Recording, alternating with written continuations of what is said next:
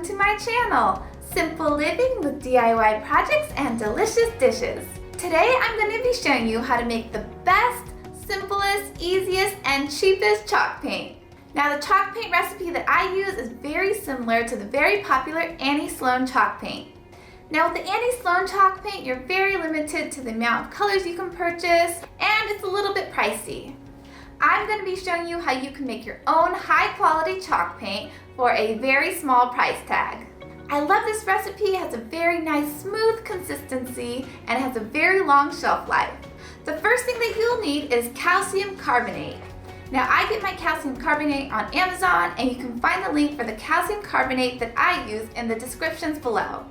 I get this 5-pound bag of calcium carbonate, and this has lasted me for over 3 years. You only need a couple tablespoons per 8 ounces of paint. The next thing that you'll need is either acrylic or latex paint.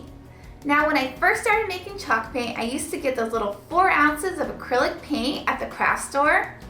I found that was a little bit pricey for just like a small amount of paint. I found the best way to purchase my paint was at a hardware store like Home Depot or Lowe's. You can get 8 ounces of sample paint in any color that you like for only $2.99. Also, there's a clearance section in the paint area, and you can often find these sample paints for only 50 cents. Now that is a deal. I'm practically stealing this paint. The next thing that you'll need is storage containers for your paint. Now I got this 4-pack of storage containers for 99 cents at the Dollar Tree. Now I've had a lot of people ask me why I use these storage containers instead of the container that the paint comes in. And I have 2 very good reasons for why I do that. The first reason is that this container is already pretty full with paint. So once you start putting the calcium carbonate mixture in there and then you start mixing, you have the tendency for the paint to kind of splosh all over the sides, and it just creates a big mess. The second reason is that the paint kind of hardens on these seal caps, and I've had it many times where I could barely open this container, and yeah, it's just no fun to have to work really hard to open this twist container when the paint seals it. So I found that these containers are just a lot easier, a lot cleaner, and you're not gonna have the paint splashing all over, and you're gonna have a lot easier time getting to your paint. All right guys, let's get to showing you how to make your own very high quality chalk paint. Make sure you stay tuned toward the very end of the video, as I will also be showing you how to apply your chalk paint and the best ways to seal your chalk paint.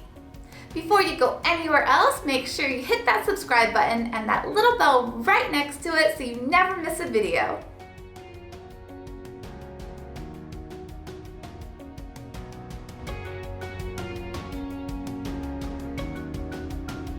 Put 2 tablespoons of calcium carbonate in your storage container. Add 2 tablespoons of water and mix well together. Now you want a nice thick paste, so you can see here I need a little bit more water, so add a little more water if you need and mix well. You want to see it have this nice thick paste consistency.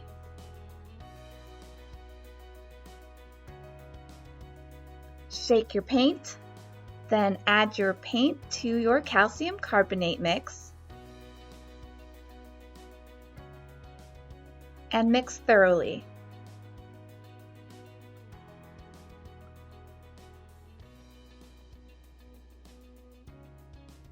Now this is a nice little tip. I like to paint the popsicle stick that I use to mix my paint so that I have a sample color of the paint that I have. I make so many chalk paints that I like to just know all the colors that I have, and then I can kind of mix and match and see what colors match for projects.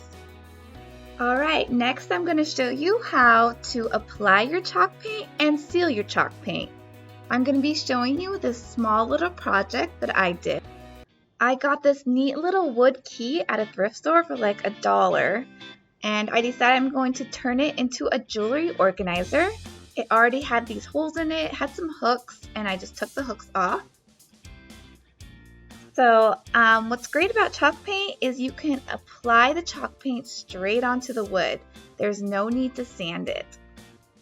So I'm going to apply my first layer of chalk paint. I'm going to let that dry for about 20 minutes, then apply my second layer of chalk paint.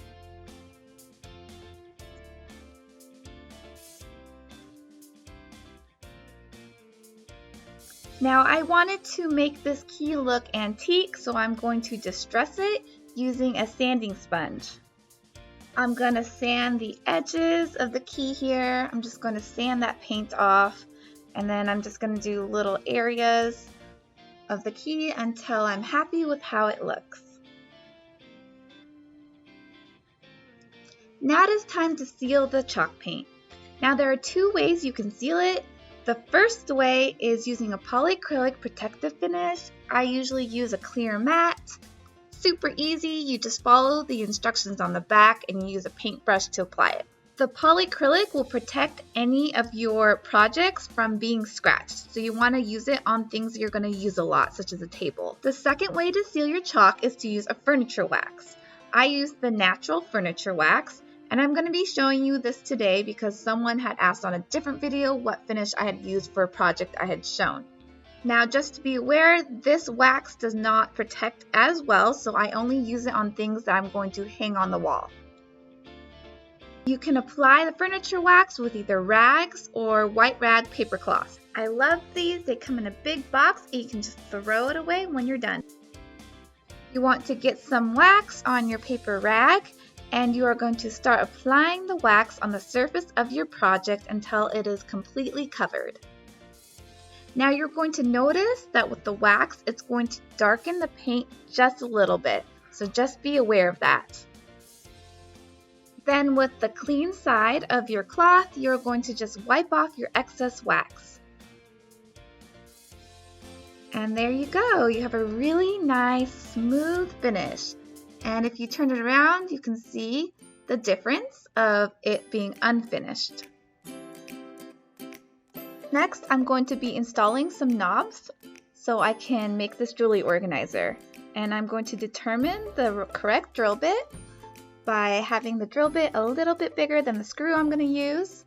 And I'm going to drill my holes. Now I want to install picture hanging hardware on the back of my key, and I forgot to video this part, so I'll just let you know what I did. I just took a very small drill bit and I drilled small little holes and then I hammered the nails in. Now I can push all my screws through the drilled holes and I can tighten up my knobs with a screwdriver. There we have it. I have my finished piece. I turned a dollar wood key into a really cute jewelry organizer. If you have any comments, please leave your comments in the comment section below. I hope you enjoyed this video.